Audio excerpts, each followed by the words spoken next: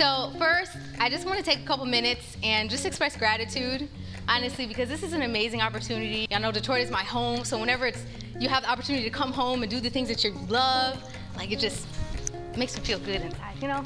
Thankful that you guys are here, because this is something that I love and I would do and talk about if nobody was here. So the fact that somebody is willing to come on a Saturday afternoon and hear and listen, like, it just gives me all the feels.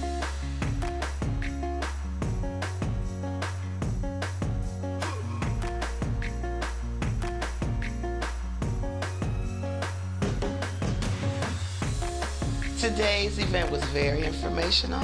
I'm inspired to eat healthier. I enjoyed the event so much so that I've learned so much about smoothie and healthy eating from Dr. Lauren. Thank you for such a great seminar. People got a lot of questions answered, and the food was great. So I decided that, like, you know, starting with me, we all talk about, like, legacy. I think about legacy a lot, and what do I want to leave my future generations, like when my family and the next generations think about me, if they remember me, what do I want to be remembered for? And I want to leave my family with good health.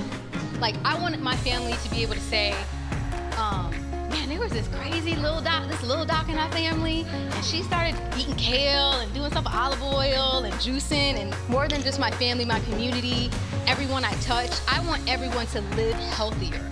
So I became very committed to being this doc that connects the dots between food and health. So healthy cooking, it doesn't have to be this, like, difficult thing.